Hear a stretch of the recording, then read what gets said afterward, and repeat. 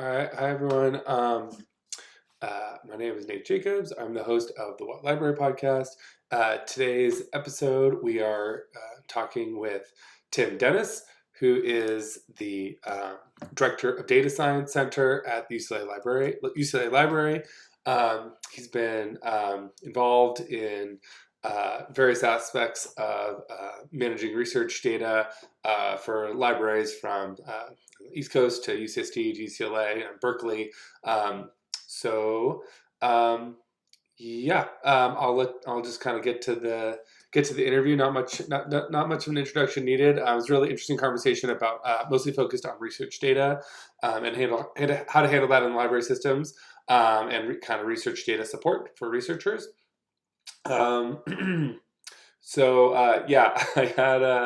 had my baby girl with me during the interview, so I apologize for that. Also, the audio quality is not that great, so I apologize for that as well. But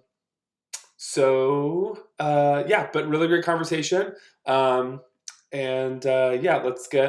just get right to it. So first, just got to get through the sponsors. Today's episode is sponsored by Jailbreak Cybot, inspired by Aaron Schwartz and Sci-Hub's controversial conviction that publicly funded research results should be openly available to all researchers. Jailbreak Cybot uses new advances in AI, semantic knowledge reasoning, and lightly armed international crime syndicates to allow access to research articles. Simply search for the research results you're interested in, and Jailbreak Cybot will help you navigate the research landscape, understand current thinking on different topics, and fetch any research articles you may need. If the article isn't open access, the system automatically alerts a global coalition of guerrilla activists to return the research results back to the public domain by any means necessary. Whether the article you need to read to help discover life-saving cures is posted openly on a website or locked behind digital bars reserved only for mustachioed elderly white men reclining on antiquated armchairs, Jailbreak Cybot is here to help. Okay, and with that, here is my conversation with Tim Dennis. All right.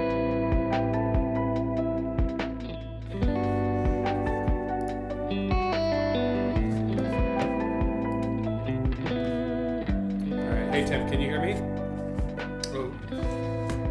Can you hear me? Oh, okay, yeah, my volume was off. Yeah, I'm on I let my partner take the laptop, and so I'm on an old iMac, so my camera quality is probably a little weird. Yeah, okay, no worries. All right, how's it going? I see you got that's your daughter, right? Yeah, I got my daughter Riley here. So, yeah, you're gonna be able to do the second part right in the afternoon, because Grandpa Mike is coming down to take care of her in the afternoon, so we can. Okay. Yeah. All right, no worries. Yeah. So, yeah, and if it gets crazy, we can always just pause and try to redo it next week. So, yeah, she was supposed to be sleeping right now. We got it all timed up with the bottle and everything, and she's she is just really starting to move. So she can't crawl or anything yet. She's 4 months, but she's like wiggling her arms. She's starting to roll. So I think she's ready to see the world. So yeah, how are you doing? Doing all right. I got a cold this week, and so I was kind of sleeping through that. I feel like it was like I'm back to pre-pandemic, where I was like, oh yeah, I used to get colds because all the students are back. Oh, right.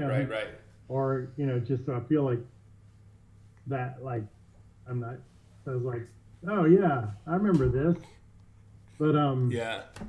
But now I get the excuse to have another day at home. Mm-hmm.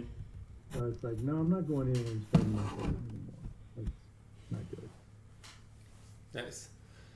So, wait. So does your work change at all with the start of the fall quarter, or like are you in like a mad rush because of the fall quarter starting, or is it kind of just business as usual? We do more like um, we just had a big 2 week workshop series, which is kind of Oh yeah, how'd um, that go? You were just talking about that. Yeah, the carpentries. yeah, man. We had like it was like I think over 900 people or something. Yeah. Oh nice. Yeah, and like 8 different workshops. So it's like, I mean, the cool thing is it came out of COVID when we had to be creative, Mm-hmm. and we have a large instructor community throughout the UC system, like over 70 people. So it's just a way to actually, I mean, and then we said, well, we can't really lose this because it's kind of a cool way to teach. Mm-hmm. And a lot of these kind of community good workshops for data science are happening in an online Mm-hmm. Zoom setting. So it's like, so that's why we're still doing it, and we have a really active group, and Oh, we and have those the ones that you were teaching were in person or were they Zoom? no Zoom. Zoom, Zoom, Zoom. Yeah. Got it. Okay, sorry. I thought you were saying as that like in contrast to the Zoom. Okay, yeah. So do you pull from people? Like, what's the audience for that? That is that is primarily UC grad students and up. Though we had a few undergrads in there. Mm-hmm. And is it just So it's UCLA like or is it like all UC or is it? it's all UC. So the Nice. UC carpentries is Okay. every. I don't think we have a Merced person teaching, but we have Merced people attending. Mm-hmm. So we get every instructors from every campus, and it's usually a mix Mm-hmm. um, of like librarians who have, or people like me, data people, Mm-hmm. and graduate students. So we have a graduate student or postdoc, no, Mm-hmm. PhD candidate in EEB who's an instructor, and so we taught together, and Mm-hmm. she taught R, and so you have a license. It's and we have like I think over 70 instructors through the Mm. system. So, Nice. so we have Um, pretty good. Okay, so let's. I guess we're actually kind of that might come up down the road. So do you want to actually go? What I wanted to do, honestly, is to go backwards in time and basically, I kind of like doing this with each of these interviews. Just like take me back to like the beginning of your first like even like interests like when you're younger with libraries. I don't know how far back it goes or if you sort of fell into the library stuff, but kind of like take me back to the beginning of your first entrance into anything that has to do with like library or scholarly communications. Did you like yeah? When did you get started? Was it undergrad or was it just like later in life you were kind of moved into it, or what? Kind of take me back to the beginning and then and kind of walk me through some of that. Yeah, Keep my talking. I'll first be right back. library my first library gig was in a law library because my family's in the legal kind of industry, and I ended up getting a job in a public law library in Louisiana. Oh, is that where you grew up? Yeah, I grew up in New Orleans, Cool. and then I continued to do that. Like I was in grad school at CUNY Graduate Center, worked in a library there. Then ended up back in Louisiana, and I ended up getting a job because of my library experience at Tulane Library, Mm. and it was more of the back office stuff. What Um, initially drew you into the librarian like kind of career track? I always liked the I always liked some aspects of research. My dad was a big kind of into Mm-hmm. like let's look it up, Mm-hmm. let's look it up in the dictionary, encyclopedia, that kind of that was his more scholarly thing. So I What was did you accustomed guys, to just that. out of curiosity, what was your guys' reference material when you were growing up? Was it like, did you guys have Britannica? Did you have, what was the, like, what were you guys using to look stuff up?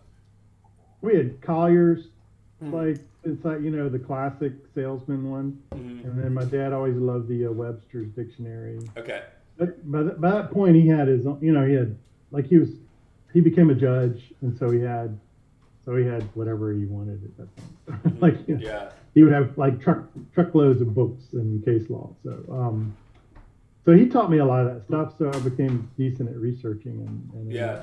Would you say, because I'm just getting to that stage with my kids, would you say that that had a big impact on you? Just not like what you were looking up, but this idea of like, oh, I'm curious about something, or there's something that we don't know, like go look it up. Like, because I feel like that might be relevant for some of the like all the social media stuff where people are not necessarily looking up stuff as much as they used to potentially. yeah. I mean, it was really that's my first impulse now. Like and Mm-hmm. like, but like all good things, the the train has very much changed. Mm-hmm. You have to be much more valuatory. Mm-hmm. But it's yeah, it did impact me because not that I was like a super A-star student in high school or anything, but it impacted later when I got to college and I became more studious. Mm-hmm. Um, so I mean, I think that helped a lot. And then I ended up like at Tulane, and then I got not I didn't really want it, but I ended up getting a job at Berkeley's library during the first .com boom. Okay, So so at like Tulane, so what was that transition like? So at Tulane, you said you're doing more like back of the house stuff. So that was like, was that more like nothing computational or nothing computer based at that point? Was it all just like more manual stuff, or what? And then the shift to Berkeley, was that a change in role, or what? What was that yeah, transition? no, it was like following my girlfriend then who wanted to move to San Francisco, Okay. and we did it at a time which was really Hmm. like the height of the first like 99, right? And so it was like we ended up in Oakland because the it's just hard to find rental in San Francisco. I don't know if you remember. I don't know if you're like I it was have like never the lived in the Bay Area, but I feel like there's always something going on there with housing and lack of housing and uh, how expensive everything well, is. you'd show up for an apartment in San Francisco. Oh, we want to live in San Francisco, and like somebody would come in with like cash, like Oh my god.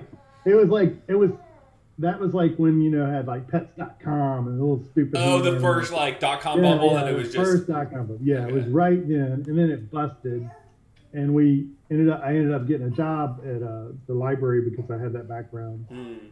right when it was busting, and yeah, it did. So the back office stuff did help me get the job, and that was like more. It was manually. I would write call numbers on journals Oh wow. back at Tulane, and then I ended up getting a government information reference unit job, which kind of did that, like the cataloging stuff in at Berkeley, and that kind of led me into um, knowing statistical sources from the government, like Hmm. be it federal government or international government, Hmm. and really knowing all the resources for all the major surveys and like how data is organized, Hmm. how to read a code book, how to do all the stuff that we teach still, Hmm. like is good practice.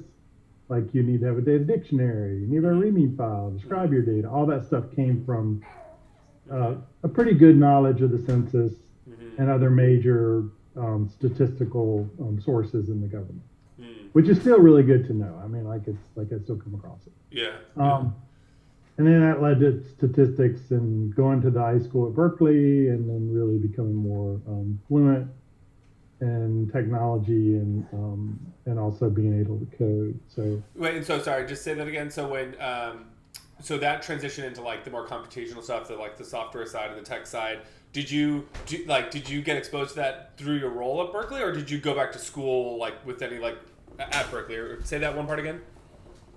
yeah, so it led me to want to go to the high school there, Got it. Okay. which is the former library school, but it's not. Uh huh. And became really Hal Varian was the first dean. He's the guy who coined data science is the sexiest position in the 21st century, and it was like they transitioned to a more Silicon Valley type perspective. Hmm. And so yeah, I went there and ended up staying in libraries partly because I got the data bug, like I already knew data sources, and we were opening a data lab in the library, me Mm-hmm. and my colleague. And it hit at the right time when all this stuff was, we're hitting the data deluge. This was like 2007 and on. Uh huh. And so data sources became more varied, more like just, you know, and then, social media and other things hit, Mm-hmm. and it became really kind of critical. Um, so and I always had a teaching role. I used to teach technology there, Uh huh. even before teaching data and stats and stuff. So it just kind of morphed into, you know, So. the digital skills, working with data at, in any format, Mm-hmm. and then prior to being like R and Python, I knew Yeah. Stata and Okay. SPSS and SAS. I learned all those things, Got training as a data librarian, so all that stuff was So part did of it. you always have this like lean towards research data as opposed to like articles and other content types, or were you was that did that kind of happen more later? It came through the government information. So the through line is okay. If you deal with legal data, Mm-hmm. there's a lot of government information like Mm-hmm. sources in there, right? LexisNexis was the major Mm-hmm. indexer of both the federal government and all the legal Mm-hmm. stuff. Like you had Westlaw. So all that stuff is like part of, to me, kind of coherent. Mm-hmm. And then once you learn statistical sources like Mm-hmm. from the UN or Mm-hmm. from the EU or from the federal government, then you know how do you work with data? Because that's like somebody comes to ask you for that. It's like, well, how do I actually use it? Yeah. Yeah. Yeah. Yeah. And they go, well, used to be you go to the book, the census book on the wall, you pull up and then people photocopy the tables. That like got digitized in the aughts, like early aughts. Yeah. And then it became like, oh, how do I get the actual tables in a way I can work with them in Yeah. a Yeah. Yeah. Yeah. program? And then that's kind of the segue into where So you can end you? up working with it computationally. I know. Yeah. So could you actually? Can we just pause on that for 1 second so that that process of going from like the manual physical like table lookups to then the digitization for you and your the kind of types of data you are working with, what was that transition like? Because one of the things I tend to focus more on like just like the finished published article and like access to that article. But one of the things I'm like thinking a lot about is going back to that transition to just basically digitizing articles, and then just the fact that like what role did like libraries and did publishers play in that digitization and that digital infrastructure, and then how does that affect where we are right now? I know it's a little bit different with like source data, but like what was that transition like, and did you see any like hints of like what was to come in terms of like power grabs and like who was able to see like, okay, if you control the digital infrastructure and access to this digital content, and like companies that were forming up? I don't know, LexisNexis, was that a nonprofit or was that a company? Or anyways, but I'd Oh, be curious to no, hear your kind of perspective on that transition, and if like the first movers were able to really like stake out ground and then control access and control paywalls after that. yeah. So LexisNexis is definitely for profit. Mm-hmm. That's I don't know the transformation because they all been bought up by somebody now. ProQuest is a big player in the library. Okay, Lexis would take our public domain documents from the government, right? Scan them all, and then sell them back to us Wait, after so they they're index. public domain in the sense that like you had to physically go somewhere and get physical copies, but they weren't on the internet anywhere. Yes, exactly. Okay, Their work was in digitizing got it. and indexing. They actually prior to the internet, it was you had to go to Fiche, which I used to file those Fiche, Okay. microfiche. And you had an index book, you look it up, oh, I gotta go to this Fiche and pull it Wait, so out is and that look like at an acronym? I don't actually know what that is. Fiche, Fiche. microfiche, like a pane of glass, Oh, oh, like okay. that, like a Oh, little okay. plastic, like, and then you put it in a reader and you Ah, read the tables and stuff. okay, okay. So that's what LexisNexis did. Yeah. Westlaw was the same way, right? They tried to copyright or patent the citation for how you would reference case law. Yeah. So they went and they as the same like they basically that was what they tried to do. I think they lost Mm-hmm. eventually Mm-hmm. in court, but for when things went digital, they knew that their model was kind of over. Their indexing Yeah. because prior to everything being digital, it was the people who indexed the thing, right? Yeah. That would sell to libraries because you'd have to go look up search terms and like where are these things in Mm-hmm. his power or and then there was an era where you went to the librarian where they did the mediated search for you Uh, and they knew the Boolean stuff. Like I okay. did that, yeah. And so you would construct a search and then you would get the search results and go to wherever the Yeah. feature were. And that was the old model, right? Yeah. So, And so, yeah, the players who came in who had incumbency in that, like they were well positioned to yeah. like dominate the digital data, or at least But for it's the also library stuff. like, you know, do you also feel like part of that companies coming in and being able to really position themselves well really relied on people that were working in offline systems, manual systems, non-digital systems, just like not having the budget, the capacity, or the like long-term vision to like be like, oh, this is where things are going. We need to like transition, and basically just like relying on these companies as like, because what you were talking about, like the going and scanning and stuff, I mean that actually is a service, right, that they're providing. They're scanning the stuff, they're digitizing it. And yeah, so do you have any thoughts there on that? Is it like, because with those early days, like it was new technology, libraries are not known for moving very fast. Yeah, so I don't know, that's something I struggle with also, is like, I naively, sitting as like, not really knowing the history of a lot of that, wish that libraries had moved more quickly to take ownership over that digital infrastructure, but that could be just stupidly naive and idealistic, right? Like I have no idea if that was even possible. Maybe we really did need commercial interest to come in and to do that initial higher risk work. But I don't know, it does seem kind of shady, but at the same time, maybe nobody would have done it if they hadn't done it. So I don't know, do you have any thoughts on that? Yeah, I mean, as a free GovInfo former advocate, I always disliked the fact that we had to pay these companies for our public. But it was because they had good lobbies too, so don't forget that, So there was like, it was also the era of like, yeah. If they're using like legal weird shit to maintain their, yeah.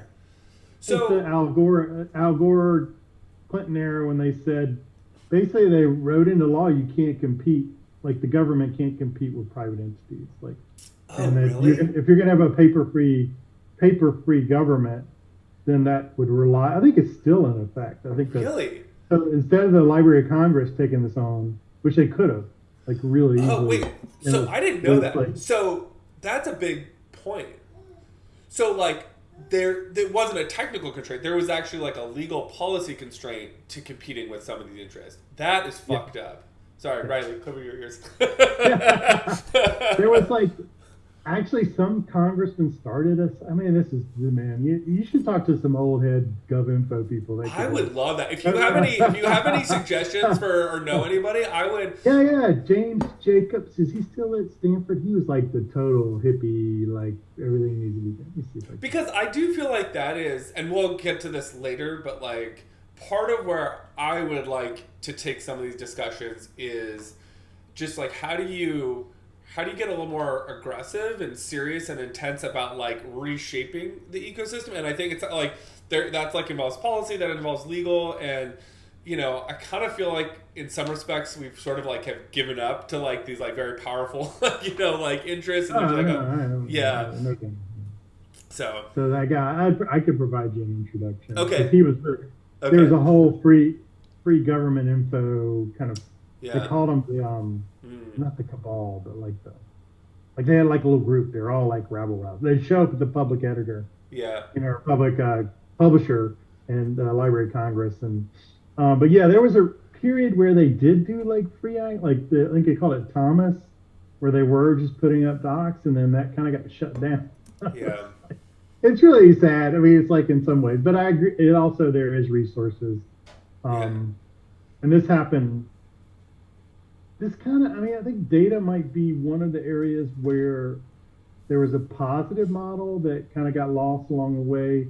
It used to be, so data archives, even the archive that I run, in its old days, right? That's where how you would be able to get access to census files. So that was like, they had a network of data archives where they would send census tapes.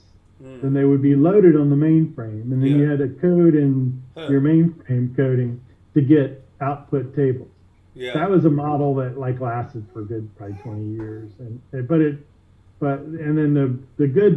many data archives didn't survive that once it kind of moved. Once everybody just put up data, or these vendors came in, but it still is like, that's why I think often social science data has a little more like history and background in how to do data quality over some of the science siblings. Because they've had to deal with it for longer.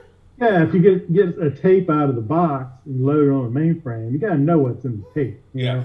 Got to well described.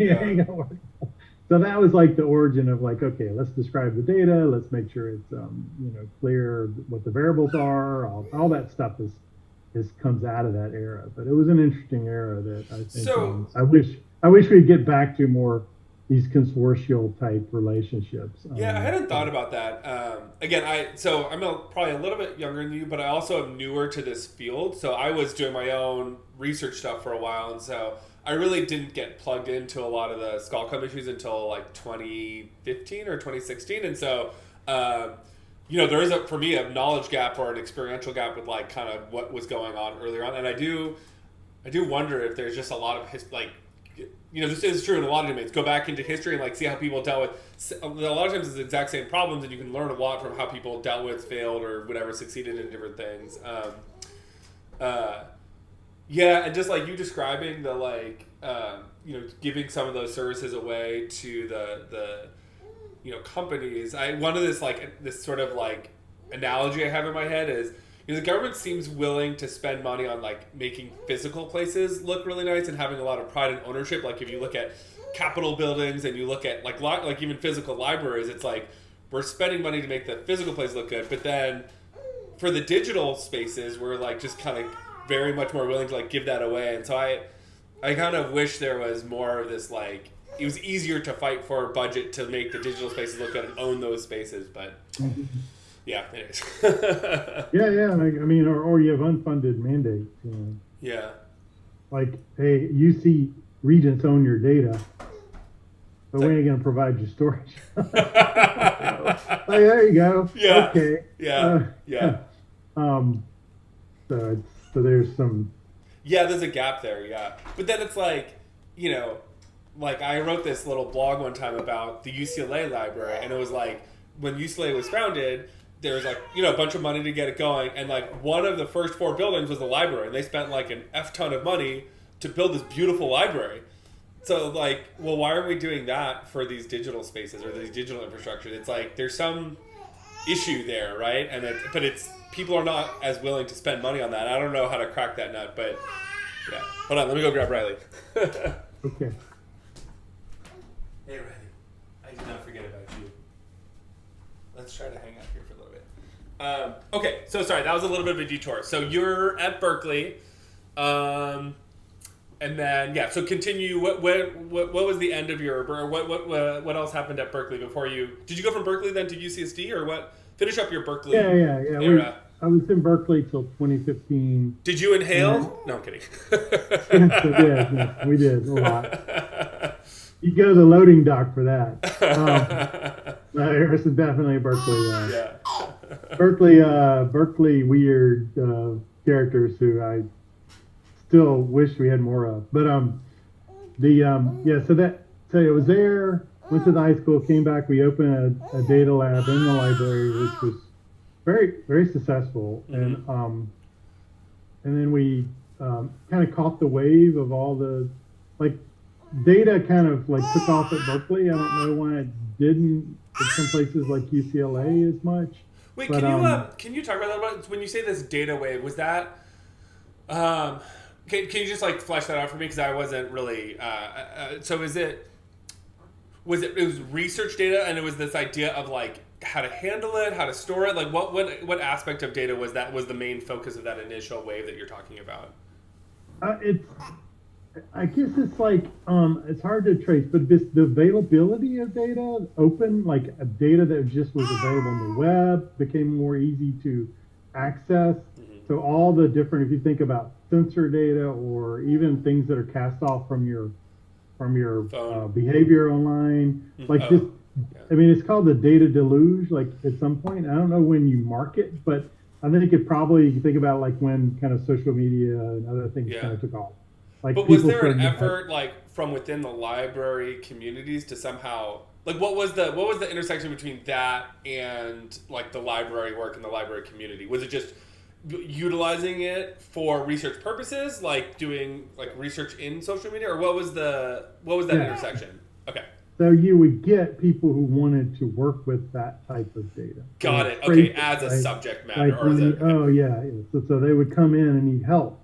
I see. So you were basically helping them procure that data or work with that data to do experiments on, not necessarily the preservation and storage of their research outputs. It was like a data set to study. Got it. Okay. Yes. I mean, it's a data service. I mean, Yeah. it's called data services in most libraries. Or we flipped it to data science just because that was the kind of. But it's that and the tooling also became more readily available, right? And so I learned like my first Python boot camp was with Fernando Perez and who created Jupyter Notebooks. It was in astrophysics. So just the pipelining of how people deal with data that like comes off of satellites or what have you, just the imagery, and then also the different types of data you end up working with in a place like that. Like if you have a data service, you're just going to end up doing it. What? And, sorry, I may have been confused actually. About what percent of your work would you say is on that side, like the data going in like before the research study begins, like helping the researchers get the data that they're going to study, versus handling and working with that data once it's been like studied, like research output type stuff? I'd probably say 80-20. Okay. The research support. Okay. I mean, we support the whole life cycle, so we're trying to, but I would think it's 80-20 because most people are concerned about that, doing the research. Yeah, that's what they're more willing to pay for that and like engage you guys for that. Yeah. Yeah. So I mean, that's kind of what we did. And then I think the thing that tracked to me is like we were doing a lot of data work, right? We helped economists, and then over time, R just took over in Python. Yeah. So the openness of the tools also, and the all the packages and all the different things you could do. The meetup culture around the Bay Area was really strong, so we had a lot of larger communities on campus. So what I mean is data took off, both within the Bay Area, so we'd go to all these meetups in different Silicon Valley companies that were related to data at a certain point after 2010. And then we would also on campus have a rich kind of community that were working on these issues, right? Or we knew that we could, that we could ask or have, meetings or whatever. So that's what I mean. Like it just kind of took off where data became prominent as a material for research. Yeah. Okay, and you were riding that wave and really when you were at Berkeley, and so that was the primary focus of your work when you were at Berkeley. Yeah.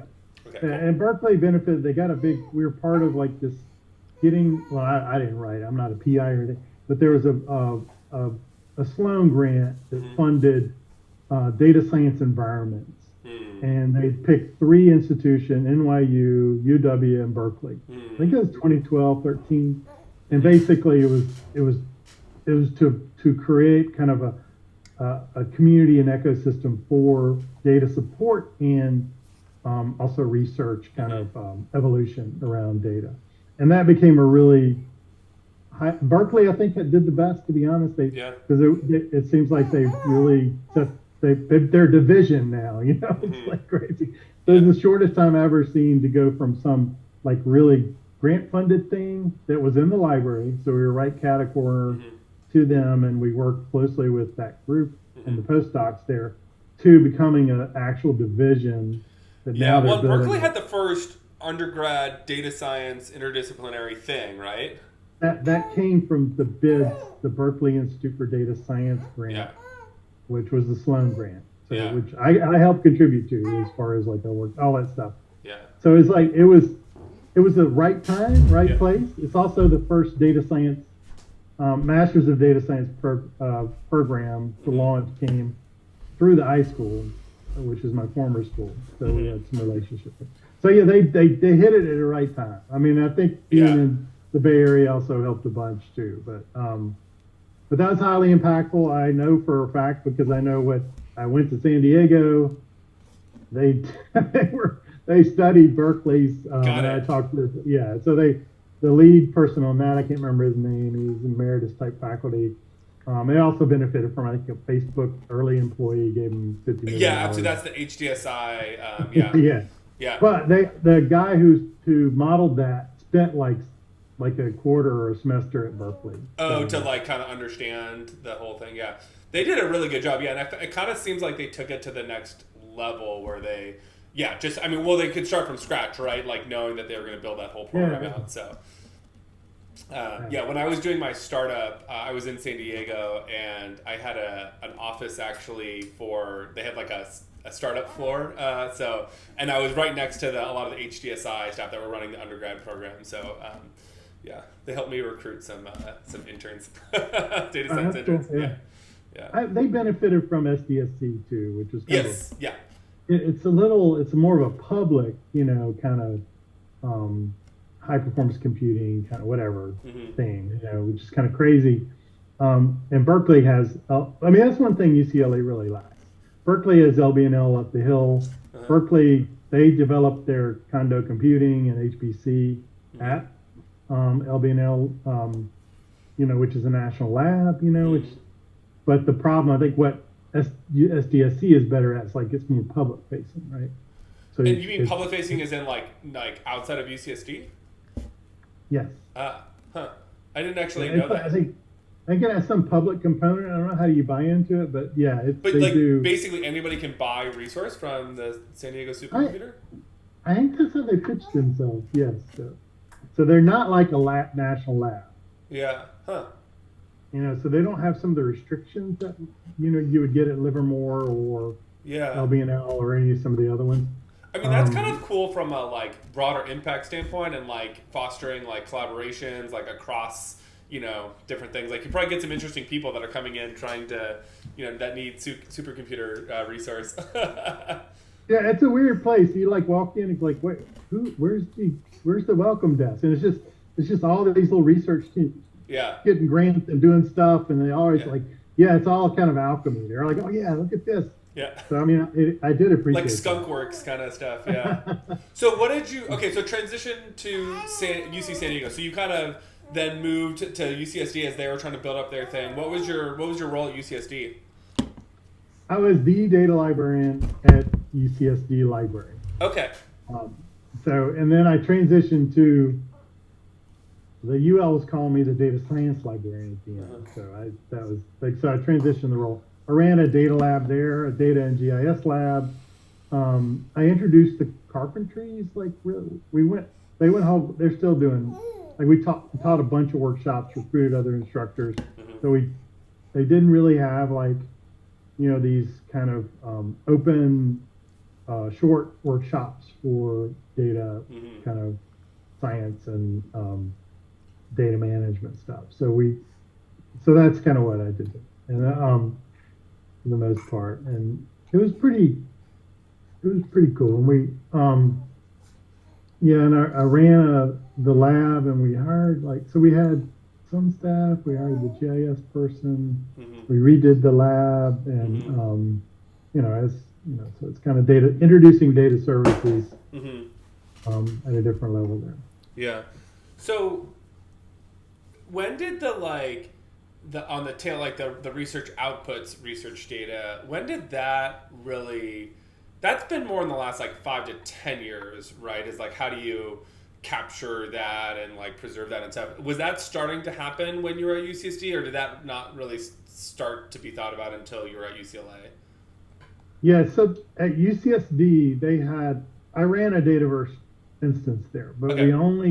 we only took like When was Dataverse founded? When did it start? 2004, Oh, okay, 2005. okay, Harvard, yeah. okay. Gary King, who's was the PI, who's like kind of a big name in reproducible research. Hmm.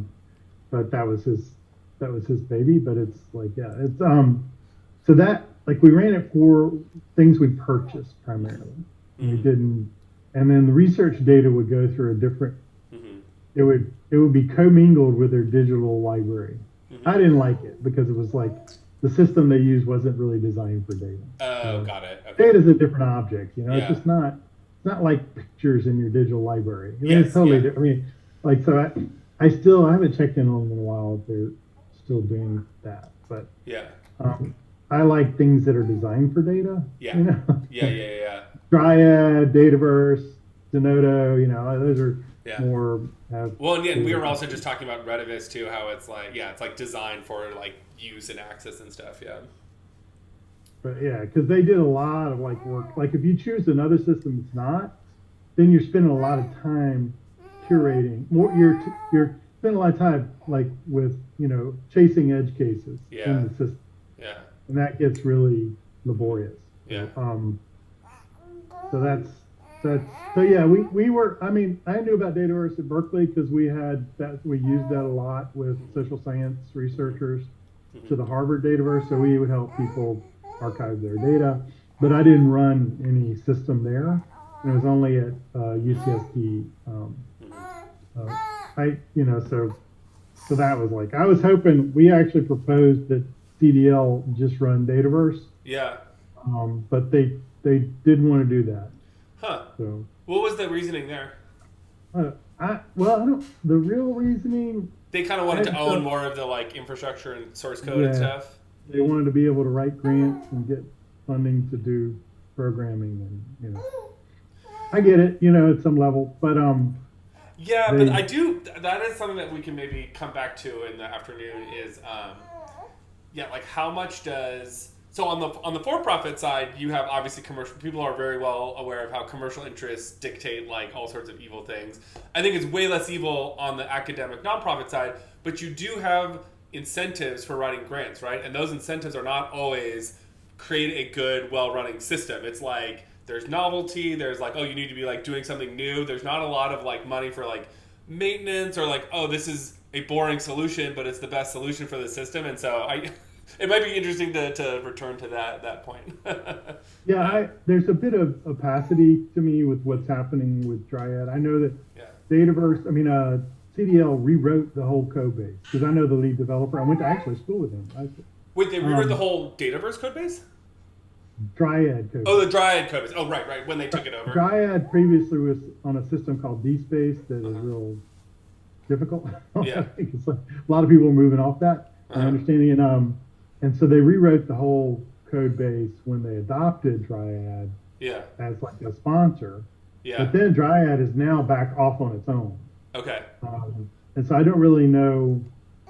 Nobody else has Dryad installed. I mean, it's a hosted solution. Yeah. It is an open source product, but I've never gone and tried to install it. Yeah. I don't really think there's a community. Well, there's a difference between open source, just, oh, hey, I need to check a box and just like, you can see the code versus like, oh, this is an open source project that is built to be reusable and usable and stuff. So yeah. No doubt. Yeah. So it's probably the latter one. It's the latter one. Yeah. I worry about it because there's so many, as you know, in scholarly communication, there's so many parts and pieces and emerging practices that you really got to keep up with. Like as far as make data count, which is not even a protocol 4 or 5 years ago, but now is it. So it's like there's all these different things that I think it's a non-trivial tech stack when you have a data repository. Yeah. So I do worry about being able to keep up with the trends. Yeah. When other people aren't breaking it for you, so. Yeah. Well, it's changing constantly. And I mean, there's also just this inherent problem of like, I feel like as compute and things like scale up, people, like once it becomes easier to collect more data, people then do. And then now you're having to like scale up your system. And so it seems like a kind of a constantly moving target. Yeah, so. Yeah, it totally is. And you like, that's why I would prefer like a model like Dataverse where you have 100 institutions who have installed it, like contributing to, like, hey, this is a bug. We didn't catch it. Yeah. Like I like that. I'm more familiar and like that model, a more open model. But I get both perspectives. Yeah. You gotta pay rent. Yeah. Let's take a 1 minute break. I'm gonna wear her, and then I wanted to just spend the last 10 minutes on what you're doing at UCLA. Like we can get back to the carpentry stuff and just kind of finish off, kind of your trajectory and kind of what you're really kind of working on right now at UCLA. Okay, give me 1 second. All right. You are very much not asleep. You are not asleep. You are so silly.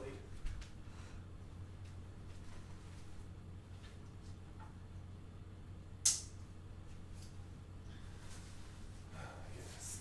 Okay.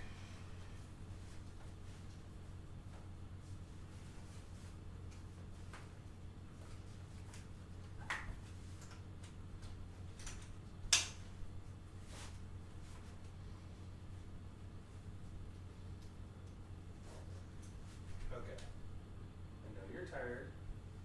I saw you rubbing your eyes. Let's just make it happen. Let's just make it happen.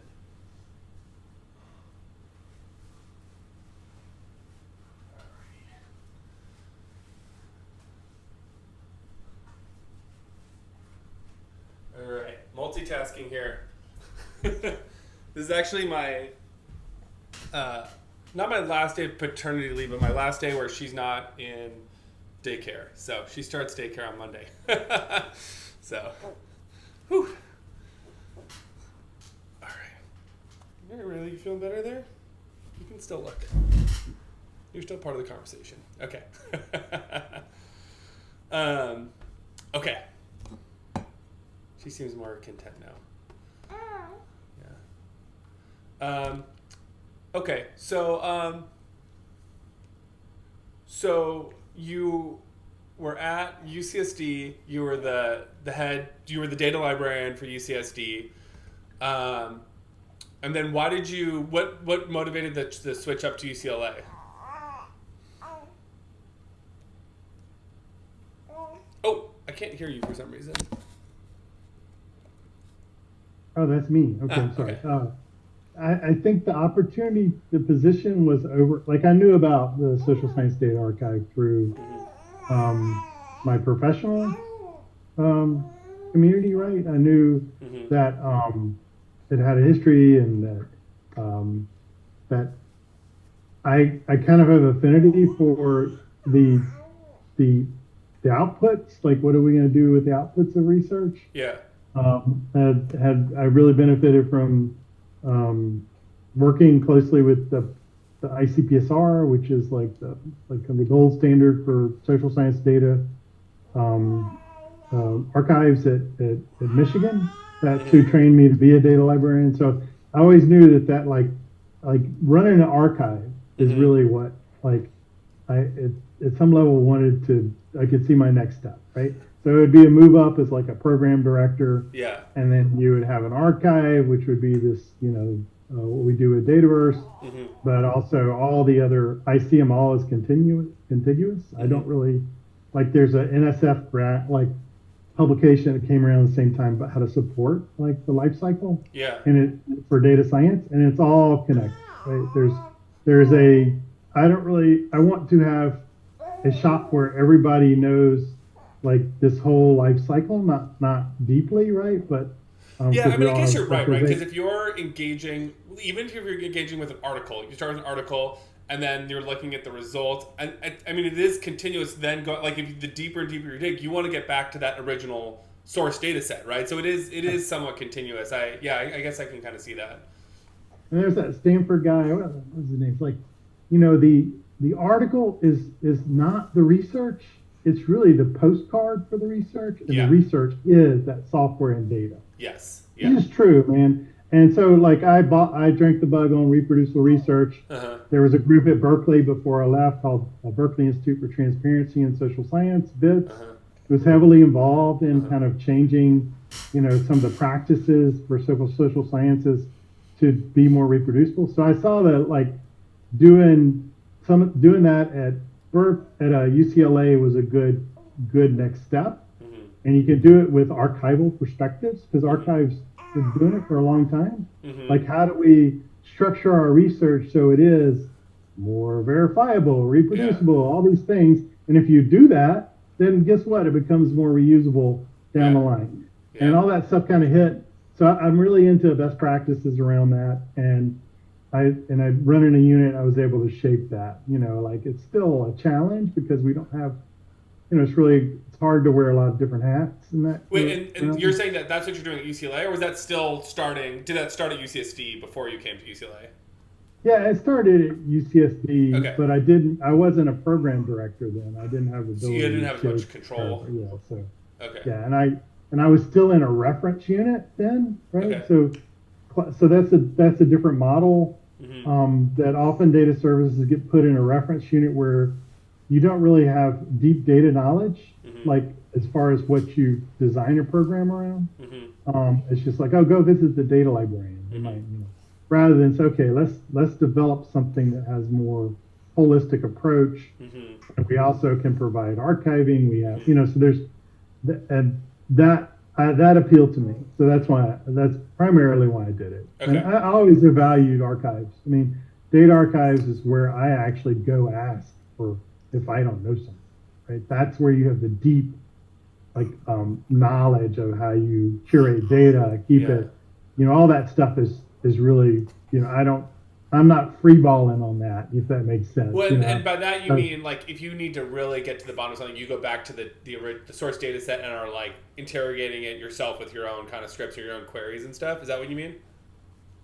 yeah, it's just a set of practices that has been around for like so ICPSR has been around since the late '60s, right? We were a founding member, Uh huh. our unit Uh huh. of ICPSR. So all those practices over time, the intellectual knowledge around that are really valuable when you get to data quality. Yeah. Like everybody you hear in the sciences, oh, it's all about data quality. Like, yeah, there's a set of practice you can apply, Yeah. Yeah. that are transferable. And I know what I mean is I have a professional network. If I do have a question about like how to curate something, Okay. I know where to get that information, and also know, if there's training around that. Yeah. So it's more about the kind of collective intellectual knowledge, Mm-hmm. that I think is like often in libraries we forget, Mm-hmm. like how we learn this stuff, right? Yeah. Yeah. And so I don't want to reinvent the wheel. I think people should get credit for all this ingenuity too. Yeah. Um, But and then it seems that's like, one and this thing. maybe ties back into the carpentry stuff, but maybe one of the innovations there is simplifying and broadcasting some of those practices out so that, because as more and more research involves more and more data and it's just in terms of the infrastructure and the tooling, it's easier for people to quickly move from a paper to the data to the code and all that stuff. Training people how to actually do that and to actually motivate them to do that. Like, don't trust, the one liner in the paper, like push through to the data and the code. Yeah, that's really interesting. And is that kind of what the carpentries are trying to capture, or is it something slightly different than that? Carpentries is a community of practice. So Mm-hmm. you think of it as a teaching community. Mm-hmm. So yeah, we want to teach you the skills. You're not. So when you're talking about, oh, let's go back from the record to, that's one perspective. But I want you to be, as a researcher, to be more efficient and Uh-huh.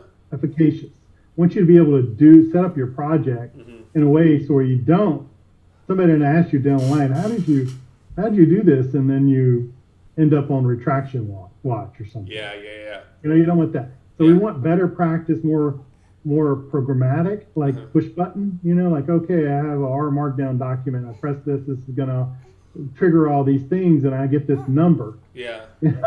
So that is like kind of what we try to teach. So I recognize it's a big spectrum. You move Yeah. along the spectrum. Yeah. You're not perfect at the beginning, but that's the kind of idea with the carpentries. We teach researchers better practices Mm-hmm. and their computational and Mm-hmm. technical data Mm-hmm. kind of work so that they can be they can get more, their research has more validity, transparency, all the good stuff, right? So that's like I think the big goal behind the carpentries. Mm-hmm. And what it does pedagogically, like in my mind, it's like, let's do this in a way where you're saying the simplification. Like, Yeah. we recognize that there's a real cognitive load here for people trying to onboard this. It's like too much, right? Yeah. So we have to kind of do the building blocks up. Mm-hmm. And also, I think to me, the sneaky goal is like we write our own curriculum, Uh-huh. and that's done collaboratively, Mm-hmm. globally, Mm-hmm. in different languages. So there's a real community network effect Mm-hmm. that helps us professionalize. Mm-hmm. So I mean, I meet people in the carpentries that I would never have the opportunity to meet because they're in different disciplines. They're not Yeah. even librarians. Yeah. Yeah. Yeah. There's some evolution biologists in Yeah. Africa. Literally, I mean, I taught in South Africa, like the carpentry. So Mm-hmm. it's like there's a real professionalizing and idea that we kind of grow together around these set of practices Mm-hmm. or educational stuff. So that's how I see it, basically. Nice. Cool. Yeah, that's awesome. So at UCLA, what is your ratio of like working on, or I guess like in that the research life cycle, like where are you kind of taking a comprehensive like broad look at it all, or are you zoomed in on any part of that research life cycle? We do, so we're responsive we primarily we don't do like team science as much, right? Because you imagine if you have a bunch of money, you probably can hire somebody to Mm-hmm. do your data. So we end up working with smaller research groups or Mm-hmm. individual researchers. So we I think we do a lot of like it's just like what they say about data, right? A lot of your work's gonna be data cleaning, data acquisition. Yeah. So we do a lot of that, like helping researchers acquire and then clean and make use of data. Mm-hmm. Um, that I don't know if that's like I don't know if it'd be 80%, but Mm-hmm. over 50%. Mm-hmm. And then increasingly we have people come at the end of the project if they don't like I don't like all this stuff. Like I still haven't seen an impact, and I haven't seen an impact um, among my peers with things like, oh, I need to write a DMP for my project. Mm-hmm. We don't. We get like a handful, Yeah. and I think that's everywhere Yeah. because people find out how to do that. And then, or at the end of that, like if you don't like our data repository is kind of a repository of last resort. Mm-hmm. So if you're not involved in some discipline Mm-hmm. that already knows where that data is going, the domain based one, Yeah. like then they'll come to us. Yeah. So Yeah. Yeah. I Yeah. don't think we don't get like tons of that, Yeah. but so it so I don't know if that helps, but I think we spend most of our time in that kind of data preparation, Yeah. data acquisition. We do some data viz and try to help people. Um, so it's like I think we spend most of our times in early phases of the work, Yeah. Yeah. and Yeah. then what will happen, Nate, is like people will hit us along the way, Yeah. getting started, and then they'll come back later for other help. So Yeah. Well, that's how it should be, right? You're kind of there to fill gaps, research support, and yeah, fill in and wherever we there's teach. need. The goal is to teach them how to pitch. We don't really want to and in fact, we try to assess their ability to do what they want. Oh, and then like to dictate whether you're going to do it or tell them how to do it. Yes. That's So cool. we don't want to. We that's not the goal. I mean, that's like the kind of carpentry pedagogy too. You're going to learn how to do this, or let's look for no code solutions. Yeah. So we try to collect no code solutions too. So it's like so we don't just to be realistic. Yeah, It's and really hard for actually, people. one maybe final question for this first part. Have you started helping people use yourself all the like the Gen AI stuff and like for something that's like kind of small and discrete, like like coding tasks that are achievable by some of the current models? Have you guys integrated that into your like recommendations or suggestions or your own work, or is it too not performant well enough to involve? Like if somebody, for example, like I've used Claude for, if I just need like a little script to be written, it's like very small and siloed and is not really connected with a lot of stuff. Like, hey, can you write a Python script to do this or that? Have you found that useful at all, or not so much? Yeah, we use. People use it as a reference and coding tool all the time, right? I Yeah. know, like, I sat there, one of my students who was, I can't remember what system they were using. It was some like in browser type data thing.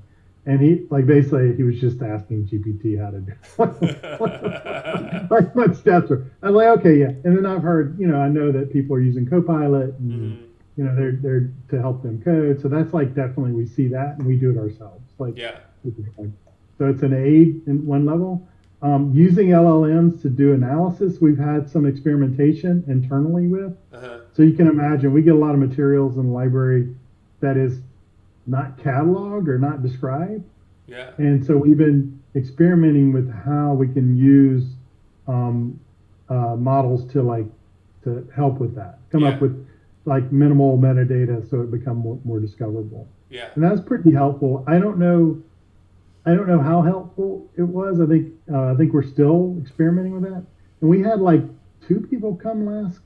I have to look up their topic of what they needed to use some LLMs for their analysis, and I have to go back and look and see what they're exactly doing. Yeah. But we haven't advertised it. We haven't said come if you you need to find a model for That's and how probably do you figure it smart out? because you don't know. Yeah. Yeah, I think that's a good space to be in. It's like you want to be experimenting and understanding where those boundaries and limits and capacities are, but then I think everybody's still trying to figure out like, okay, well, if there's like a 1% hallucination rate for this, like, what does that mean? Like, am I okay with that 1%?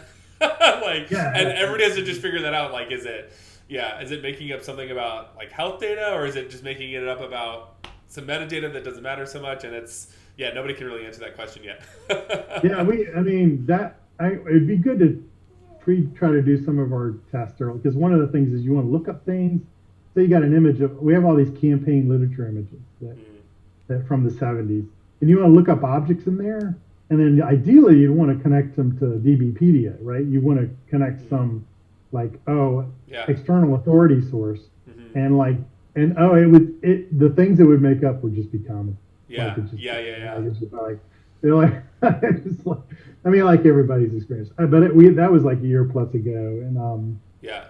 it's kind of toned down. It'd be kind of interesting. I'd be more interested in training our own models, for that, which I think that's Well, gonna I wouldn't necessarily happen. train your own models because that can get expensive, but there's a lot. The way that I see the LLMs is they're like kind of like very general processors, and then language in and language out, and then there's a lot of just like basic web services you can build around the LLM. So like constraining them and like making sure like just adding additional logic on top of them so that they can operate effectively in a particular space, right? So like you could ask it like, hey, what topic is this request about or whatever, and then if it's X, Y, or Z, you say like just don't even try to answer it, like things like that, where it's you're using the model but like heavily constraining it or putting a lot of like guardrails on it, which is a bunch of work, but it's easier than training your own model. But yeah, Yeah, I haven't had time to explore like the RAG based stuff, but yeah, I know that that's definitely where some of this is heading. Where yeah, you definitely, do that. yeah, But I mean that actually what we do, hey, like we have a data squad. These kids are like all stats or comp yeah, or and say, hey, go spend like X hours on this, mm-hmm. and then report back. Yeah, And we kind of use their young brains on like hopefully they can find something interesting. yeah, So it's which is part of what the data squad is. We want to professionalize them. Is mm-hmm. so it's like it's a good opportunity then for to work on things that are current. It's a good name too. But I feel like that's a prepackaged service you can start. it's already, yeah. I mean, we it's a model. It's like a Yeah. carpentry. I mean, we're adopting it. It Yeah. started elsewhere, so. Okay. Well, the goal of this whole conversation was to put Riley to sleep, and I think we just finally succeeded. All That's why I right, good created the job. podcast, was to put Riley to sleep, so we were successful in our mission. But okay, I don't know if you have to go immediately. I mean, do you want to? Well, what's your schedule like? When we had scheduled this, we got rescheduled and it got split. We could just keep going for a little right now, or we could pause, take a lunch break, and then I think we were supposed to come back at like 1. What's going on your world? I don't. It's up to you. Honestly, I I was really. like about to bounce, but then now that you fell asleep, I have options. But Grandpa's coming for the afternoon, so why don't we take a break, and then Grandpa will be here. He can take care of baby, and then we can get into some future stuff. All right, sounds good. Cool.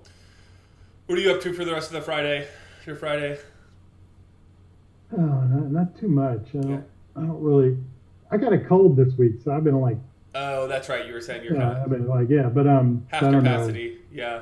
But now I got paperwork to do, so that's what I'm gonna do after. Okay, go do some paperwork, and then we can Yeah, uh, maybe have some tea or a beer with our afternoon chat. yeah, with you. All right. See you later. Armand, sounds good. Bye.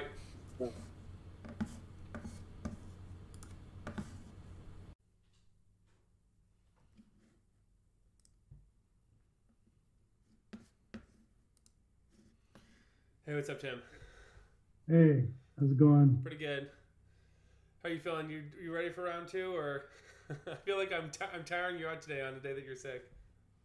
No, I'm more tired out from looking up student payroll restrictions. Payroll That's what restrictions for what? It's like they have all these antiquated like when do you incur shift differential and when not? Like Mm, a lot of the old rules are kind of jettisoned now. We work a lot online. mm, Used to have students have to come in, mm. and they're like, "Oh, can we work on the weekends?" I go, "Theoretically," but then if we didn't budget in the shift differentials and stuff Like like that, overtime, basically. yeah, basically Uh, everything. Yeah. I yeah. mean, it's not as much as overtime, but it still costs more. So it's like, anyway, I never believe. I think UCLA is. I don't know if you've worked elsewhere, but in the system is like everything is different.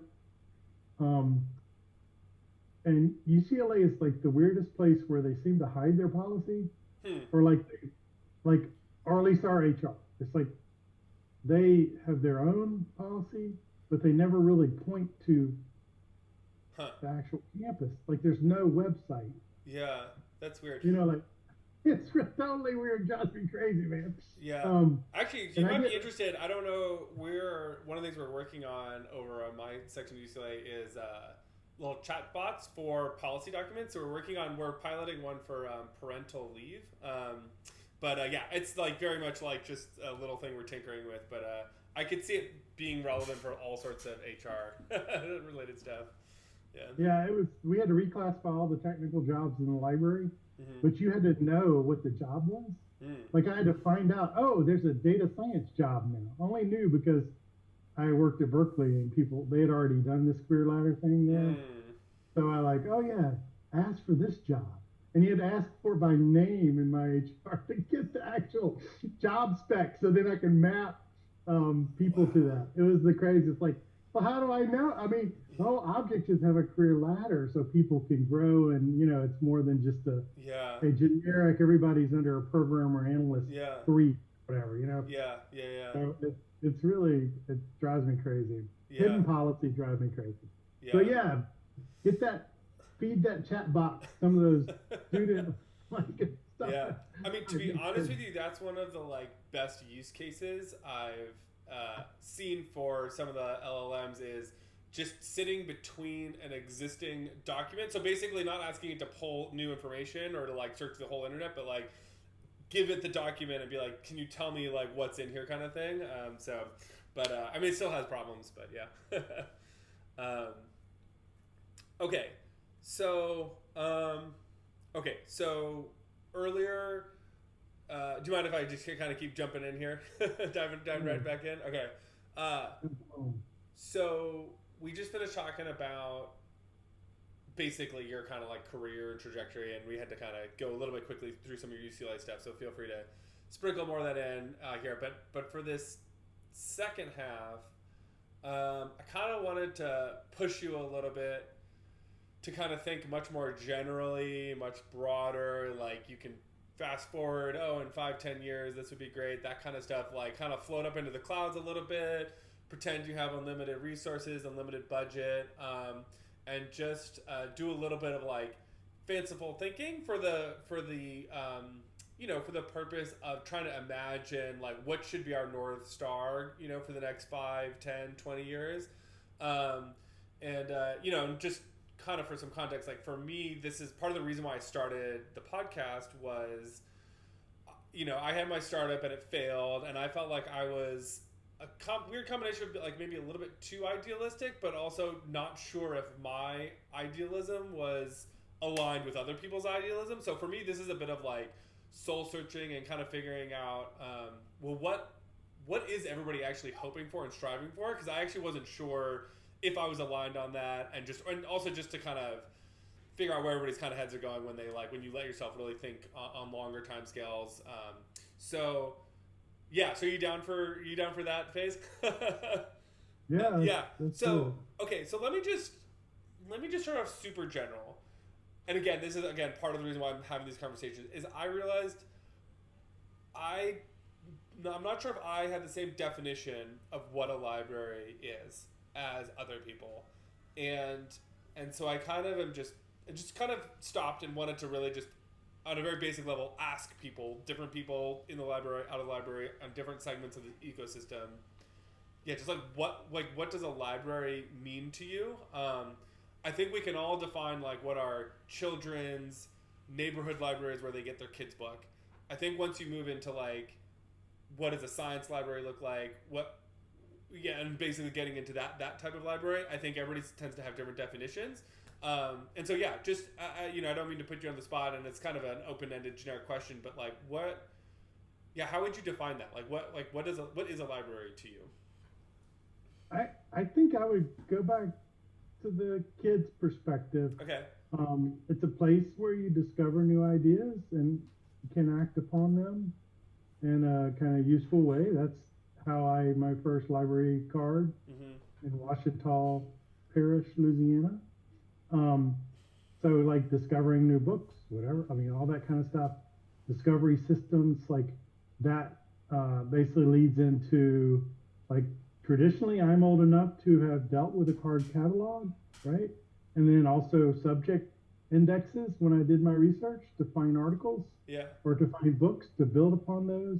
We used to have big vertical files of government documents where we'd have to, go through a methods class in political science to find things. And then there's an extension, which I think is maybe meta, or I don't know if it's meta, but in practicality, that is your material or was for research Mm-hmm. traditionally. Used to be come in and read the articles or engage with manuscripts or do Mm-hmm. whatever, right?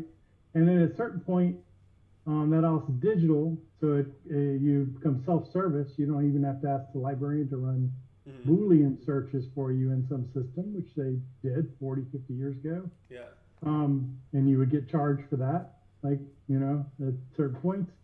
So what I'm leading to is that there's a material for both research and generation of new ideas that's where it happens in a library, and then recording that record for the next like reuse of those, right? Mm-hmm. And that leads me to like go, well, why does a library deal with data, right? Mm-hmm. Why does a library deal with software? Mm-hmm. And those are now the medium for research.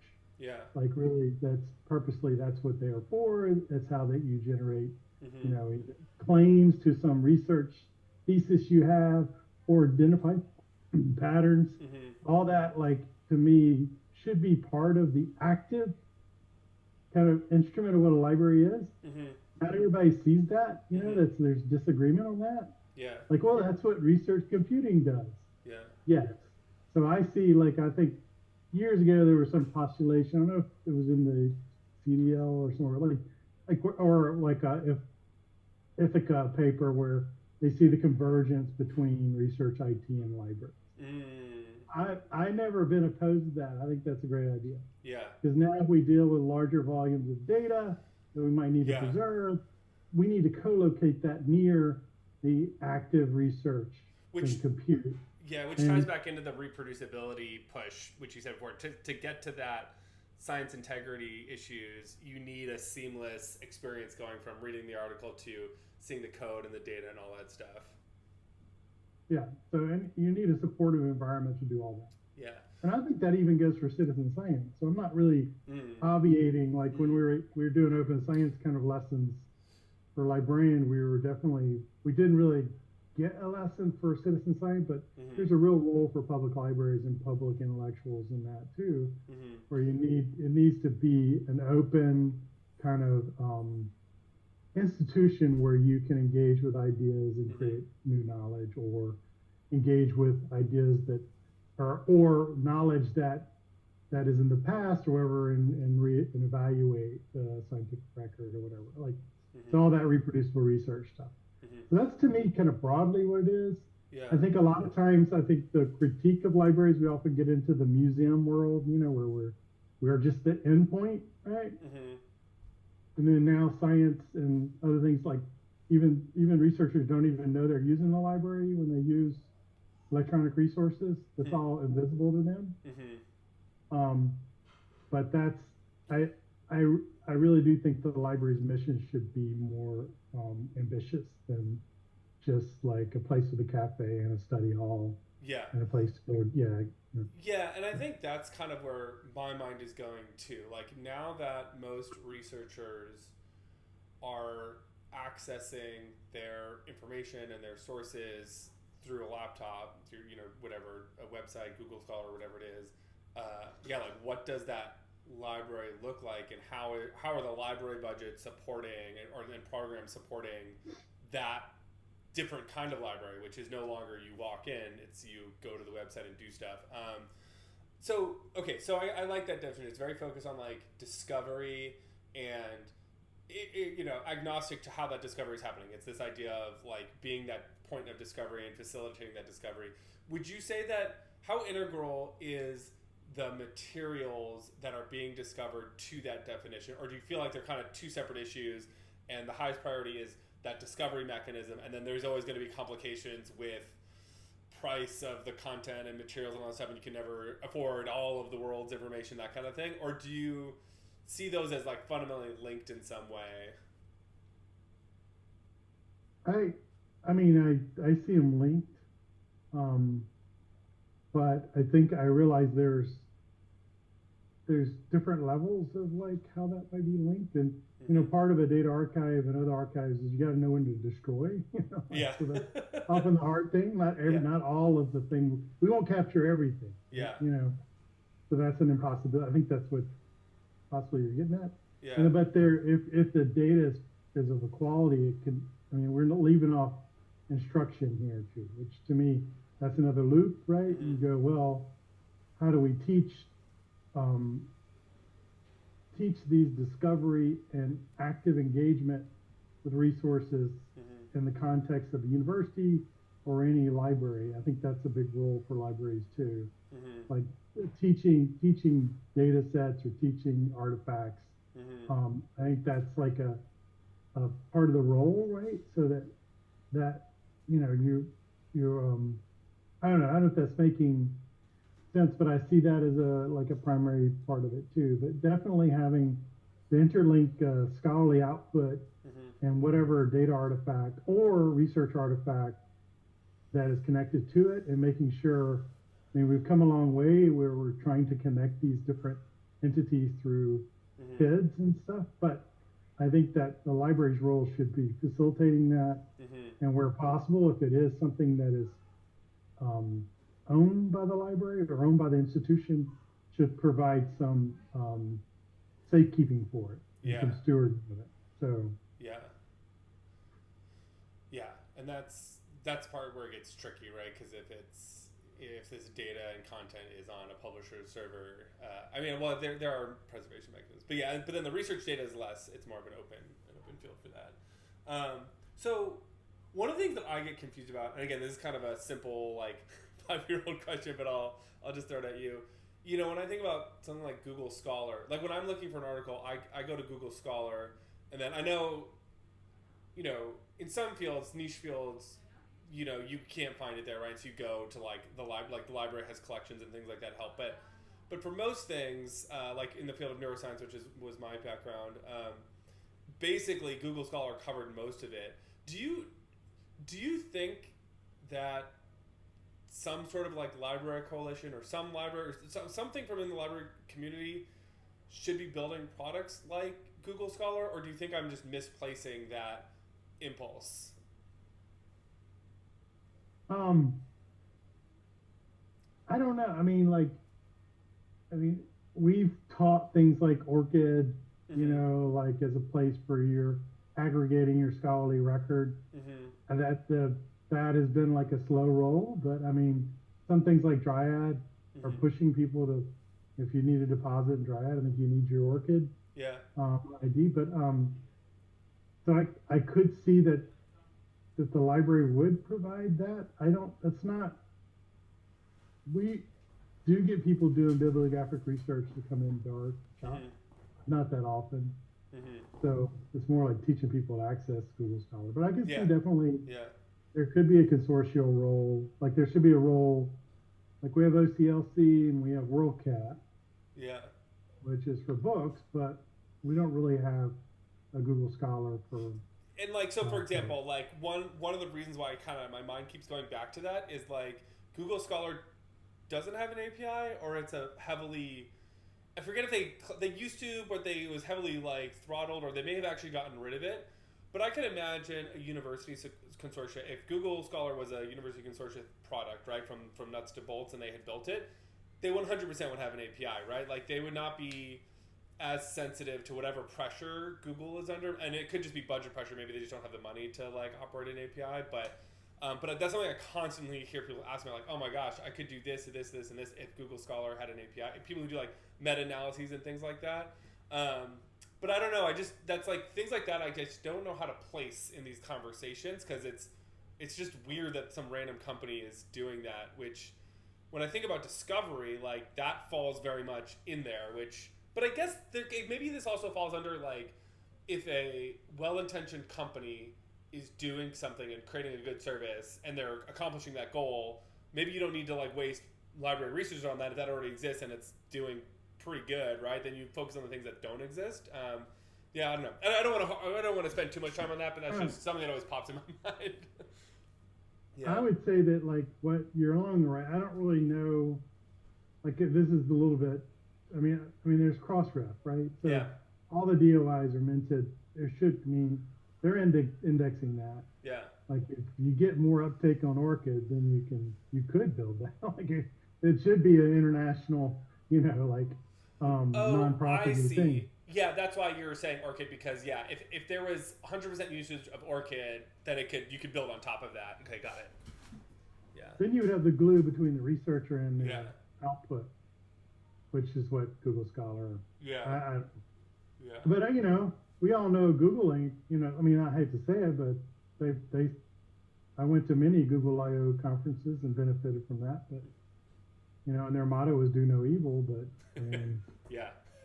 they have a monopoly conviction against them. Yeah, I know.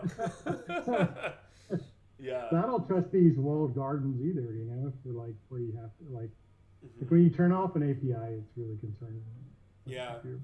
I mean, this is getting a little bit probably too far ahead, but I mean, one of the reasons why I really look to like library community or like people who are thinking about this long-term preservation is if you imagine us going into like a societal or technological dip, like let's say in 100 or 500 years where there's fewer people, there's fewer competency, we kind of go into another dark ages. Like, are the systems we have now, like where there's not like enough people operating it, or like maybe the companies die, like are we going to be able to persist that gap, or are we going to need like the equivalent of like the Irish, monks that were like, like off in the corner of the world, like keeping alive these like 3 books, that would have disappeared. So I do think about that also, and like, yeah, like if Google goes away, like what would that do? Yeah, but okay, but I like that definition of a library kind of focused on discovery, which is true, right? And that kind of captures the wonder and the magic of a library, right? Like you walk in and it's like this room full of magic. It's this room full of, the world's knowledge, and that building there is there to help you discover all that stuff. I like that definition.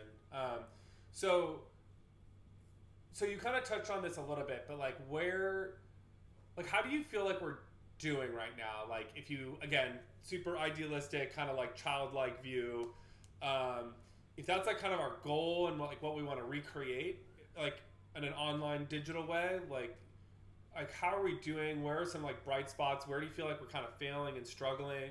And if you kind of had like magic wand, could just like create stuff, like what would you create to fill gaps? Like what do you feel like is like the most urgent kind of needs there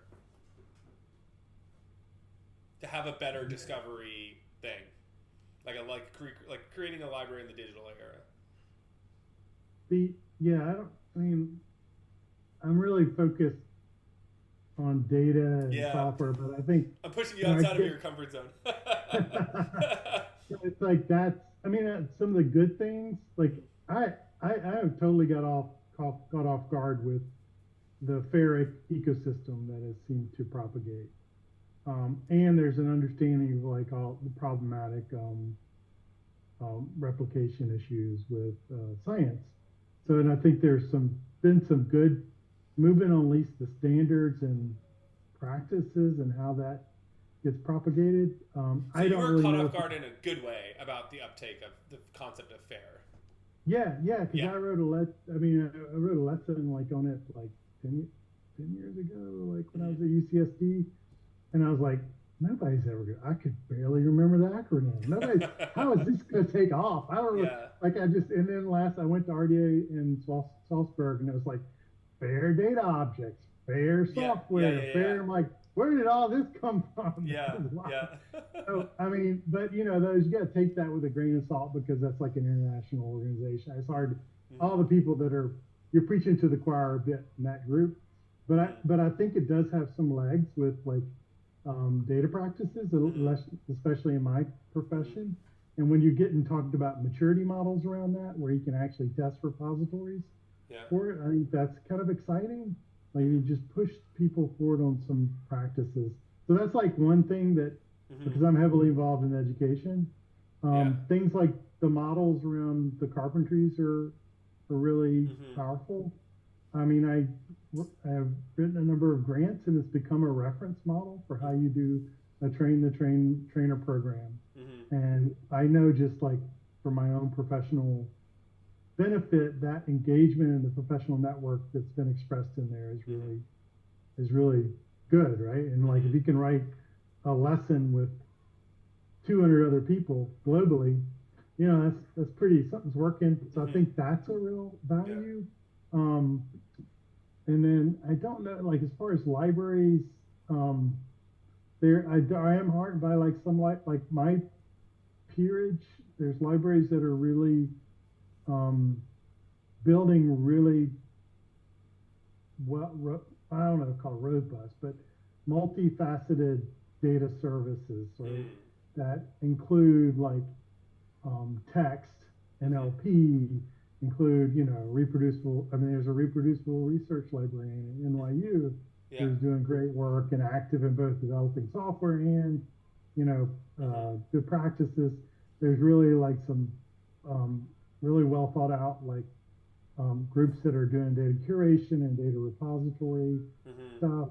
There's been like people that like I know in Europe often like TU Delft has a really incredible like data steward program Mm. that they built, which so there are like models. Hmm. It's just nothing in the US especially, there's no you can't do it like in Australia. You'll say, hey, we're all going to use this Arctic. We're always going to use this one entity is going to direct us all. Mm. It's a lot of herding cats here. Yeah. Yeah. And then some of that stuff, to be honest, Nate, I have this conversation all the time. Some of that stuff happens in a library, Hmm. and some of it happens in a data archive. So Yeah. UNC Chapel Hill, Yeah. their like their UNC Dataverse comes out of a social science data archive, Yeah. which is like a sister of us. So to me, it's hard for me to separate those because Yeah. Yeah. I run a data archive in a library. So Yeah. uh, So actually, I you mean, know, that's an interesting kind of distinction there too, which I don't know if I hear that a lot, but in my mind, I don't know if it's like fully in there.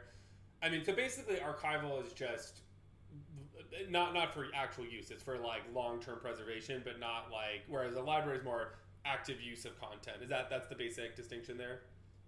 yeah, and it might be the history behind ICPSR Mm-hmm. was I mentioned earlier. We were passing around.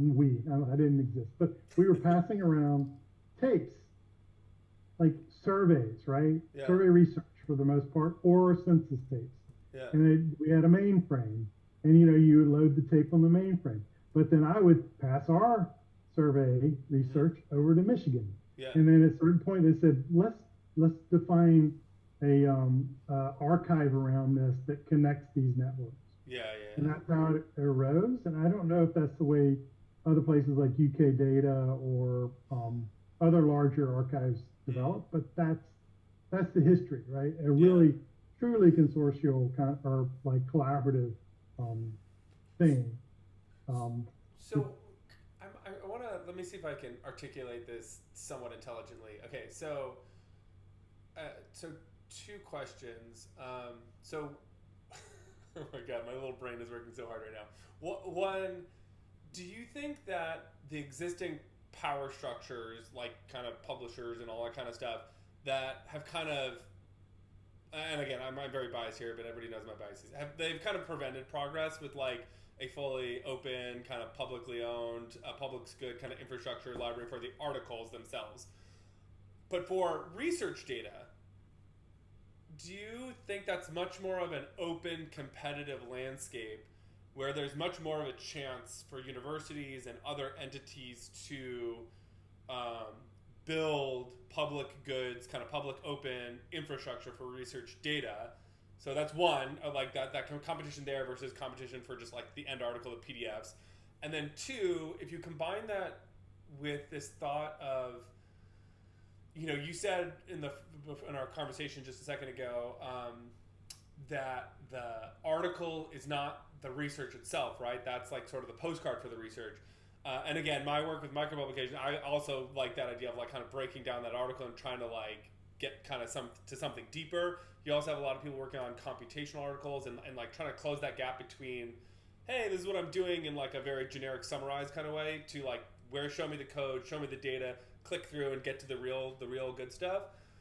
Could that all kind of combine to like reimagining the library based off of like research data where universities and more public entities are more competitive, and then kind of making that seem more like whatever kind of bubbles on top of that as more of like the version of record, and really,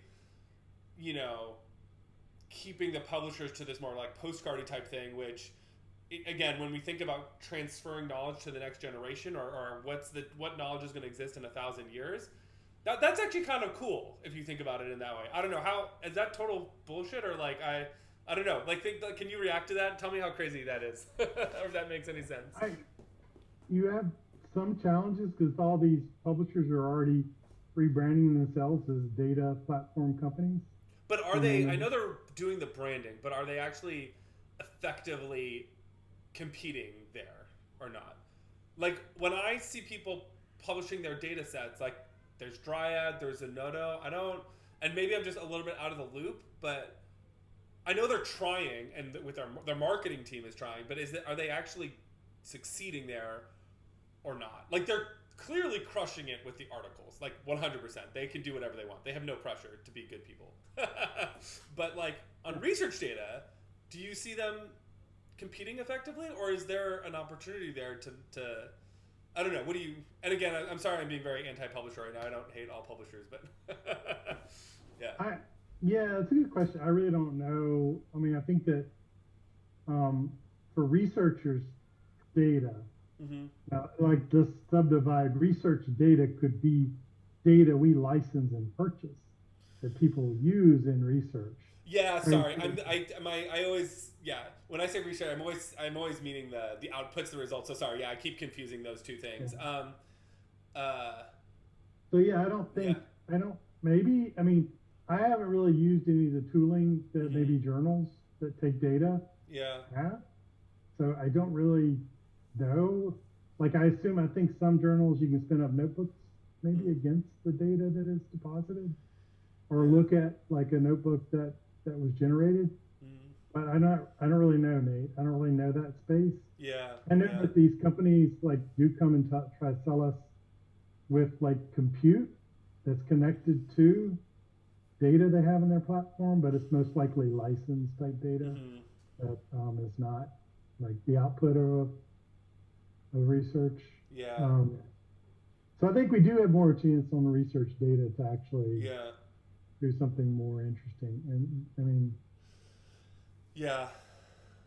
because I've sort of had, to be honest with you, some of my previous reactions to people being like spending a lot of time money on the research data side, and I kind of in some senses felt like we are giving up on like access to articles and like preservation and like having like the actual articles be fully open access, like machine readable, like getting those APIs up and stuff like that. So it kind of in some ways I always felt like we were just shifting to another area because we were just kind of giving up on that effort, on that battle.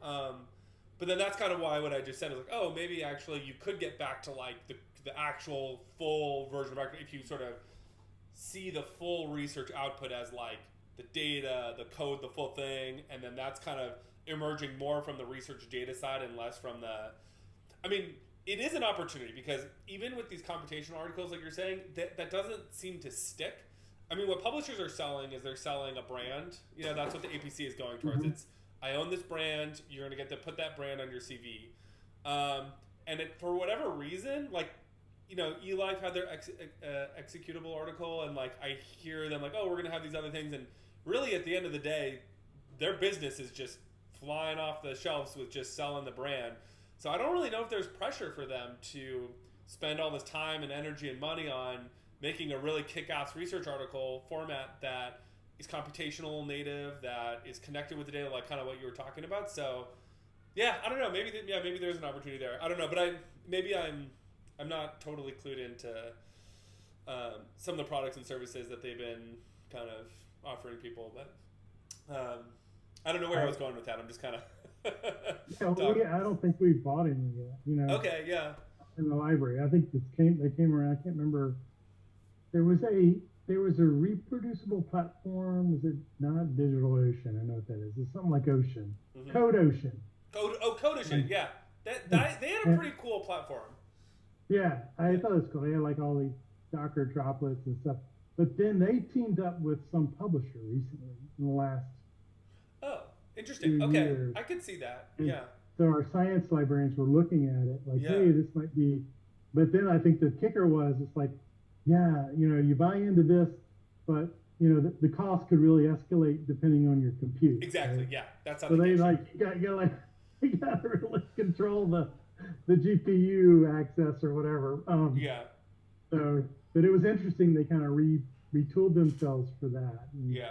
I wish I could. I don't. It wasn't Lex. It was a major publisher type of that, Mm, but that was an interesting model that they yeah. kind of. Um, Mm. Um, but yeah, I would rather it be open and there's open. I mean, there are some examples. Like what it seems like it's needed is these like um, platforms where, well, kind of like Retivus, but other type platforms. I've seen some Jupyter Notebook. What is it called? EI2. There's like out of Berkeley, they created like these mm-hmm, research communities, but basically they're just big Jupyter hubs. mm-hmm, And then you can do all your research along mm. against bigger data sets that are Huh. more community oriented Yeah. in that interface. And it's all like nonprofit. Huh. I have to dig it up and I don't have it on top of my head, but it's like one of the people that are involved in the Jupyter Hub project at Mm-hmm, Berkeley ended up starting in it. And they had OpenScapes has like, if you know mm-hmm. them from UCSB, And I they guess have a big node. Yeah. in terms of distributing cost, like compute cost, I mean, Jupyter Hub is nice because it's easy for you to like get your own instance up. I mean, not easy, like if you have a technical team, but so you can share that cost, or you can basically burden your own cost just through Amazon or whatever. Uh, yeah, huh.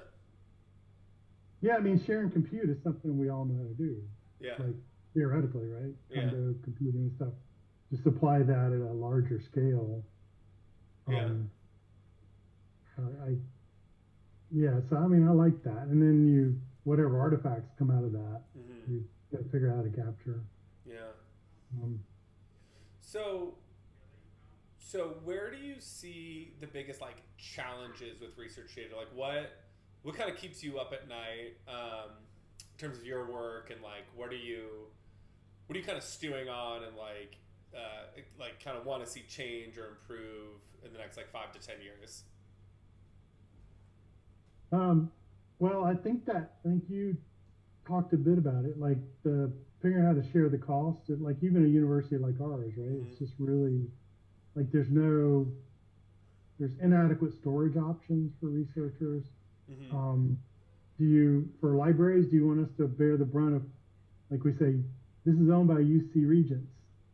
And then I hear people like, oh yeah, we checked it into GitHub and then we push it up to Zenodo, right? And I go, well, UC Regents has interest in that data. Yeah. So like questions around ownership, Wait, is there UC? where Wait, so is there friction? Like, do they not necessarily want people to upload to Zenodo for IP reasons? well, if you read They do own the the data, yeah, like yeah, legally. so Yeah. like yeah, I'd be like, okay, I'm going to put my data in Harvard Dataverse, which I've done. I mean, like I've done Zenodo too. Yeah. But the bigger question is like, yeah, I mean, like, I think it's a question about Yeah. like those platforms and Yeah. Like, who's is it paying like for them. a Like rule? there's a big conversation in Harvard Dataverse community now about sustainability. Yeah. Like however they're getting paid, you know, everybody in the world can deposit to them, but like, how long can that go on? I mean, Yeah. um, Mm. I mean, you pay no money for it, you know, right now. Yeah. And so, yeah, I think there needs to be some governance stakeholdership in these artifacts and their safekeeping and stewarding over time. Yeah. I And mean, I think you need a selection process, like mhm. which ones are the more important ones, you know. Yeah. But we have well-known lawsuits and cases of researchers taking their stuff. Oh, and going to other universities and stuff. Yeah. Yeah. Yeah. Yeah. So I think that's sticky and an issue going forward. But it's that and like I would like to see like one of the things like around the data. Well, I mean, like try to solve some of it because it's a membership issue. But like I know there's like 4 campuses that approached us about like why don't we have a UC Dataverse or Mm. why aren't there more consortia like what you're getting at like Yeah. if we Yeah. work consortially like we would be more effective. Yeah. But that takes a lot of work and energy.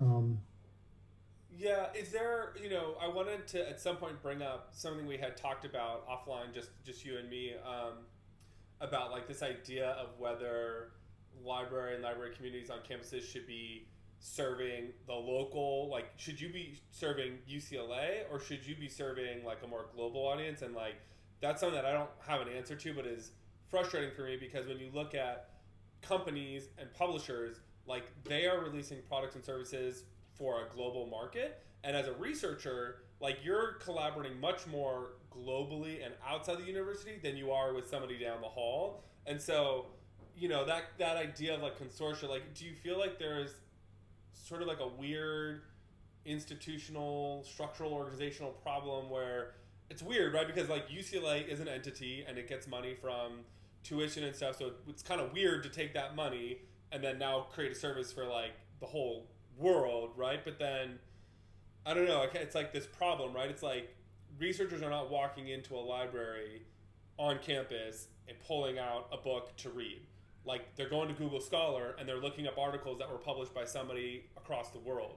And so that's like a tension that I haven't resolved that I don't quite know how to navigate. So I don't know. Do you think there's sort of just like there needs to be a better like mental framework for like this is why we need these coalitions or like some way to like divide it up so that like one university is like hey these are all the things we need to do, like obviously one university can't do it all and we're going to take on this one and some other university does this other thing and then that whole collection is kind of shared globally. I don't know. Do you feel like there needs to be like a change in thinking on that? yeah, I mean, I guess I don't know. I mean, you know, we're now part of the Big Ten Academic Alliance, so there are some like these. You got to kind of work within the system that you're part of. But we've had to like with Dataverse, we have had to like, okay, our researchers work globally with research groups that are outside of Mm-hmm. UCLA, and you have to like change Mm-hmm. like membership structures and stuff. So I do see that, and that's like actually part of the strategic directions, right? Like the global thing, Mm-hmm. which is totally true. I think it's real that we should work better collaboratively, Mm-hmm. either through the system or regionally or internationally. Yeah. Now, Yeah. I don't know the best path for doing that. Like Yeah. that won't be in my career. I don't think. I don't think Yeah. it's going to happen. Yeah. Well, It's relative. but you're also at a frontier, right? Like you're not dealing with like article PDFs. I mean, you're dealing with like a field that's like changing rapidly and like there's a lot of work to do just on the technology side and the like what is this thing kind of side, right? So, I'm imagining that kind of happens second, right? Like first you kind of get to the point where that work is boring, right? And we all know exactly like what the standards are and the best practices are for research data. And then once it becomes boring, then you can like really. Although I don't know, I guess maybe you do need to be thinking about it now. But yeah, it's not going to be like happening anytime soon. No, I mean I'm just excited about like all the like the emerging practices and standards that I've seen in my short career, right? Yeah. Just even like assigning DOIs to data sets, Yeah. having a standard data Mm-hmm. citation, Yeah. actually having data represented in our book catalog. Oh yeah. That Yeah. was Yeah. like that didn't exist in my beginning. Yeah. Yeah. Yeah. It literally happened in the aughts sometime. Yeah. So all that stuff is like just treating data as a first class kind of scholarly output.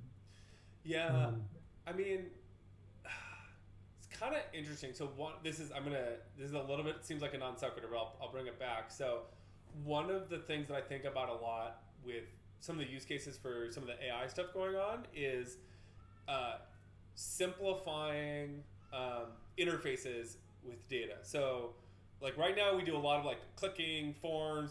Like we're creating the structured data. We require humans to create the structured data. And if we're trying to look for something, I mean, yeah, there's Google, but we're still doing quite a bit of like searching for things and got to look through the PDF. AI has the opportunity, potentially, maybe depending on how things go, to sort of sit between you, like what we were talking about with like sitting between the policy documents. So you just kind of like are more naturally asking it, like, hey this, hey that, and it would be kind of interesting if those user experiences got built up to the point where you really could have a very high quality user experience where the actual data is a much more complicated, comprehensive, structured data thing. And instead of reading an article, you're just saying like, "Oh, hey, what did they find about this?" or "What was this result?" or "What were their methods?" That interface now frees you up to have a much larger. Like you could just dump the whole data set in. You don't have to like curate it visually into a PDF.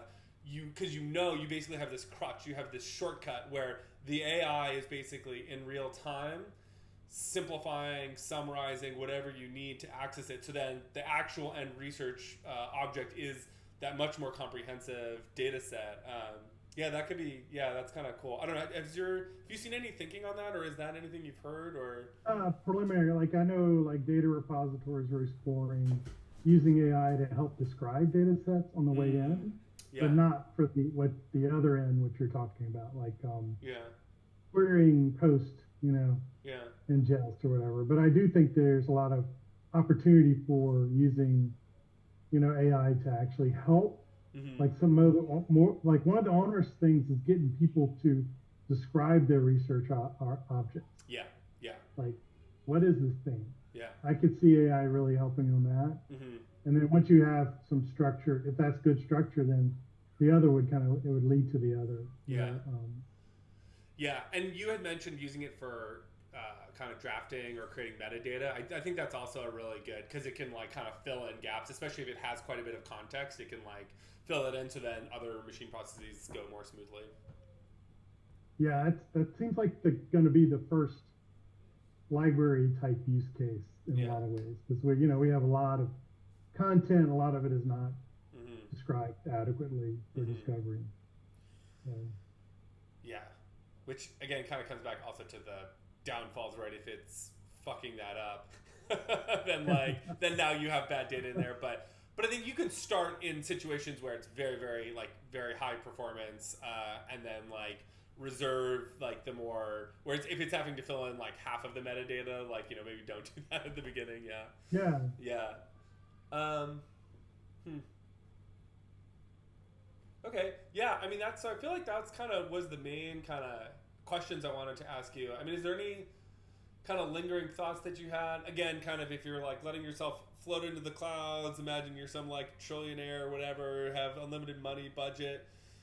Are there any like kind of things that you'd love to see? Any things you're kind of thinking about? Kind of long term, futuristic type stuff.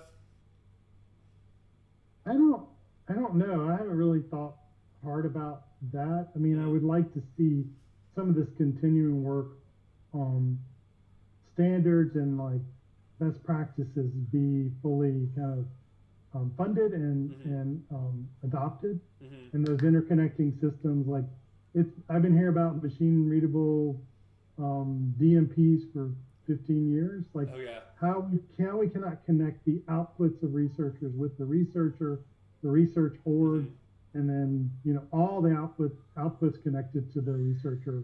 That seems Mm-hmm.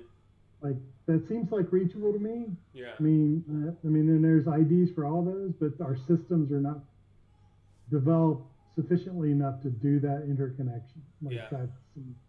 But that seems like doable, Yeah. Yeah. And but I think I would love to see more investment, obviously, Mm-hmm.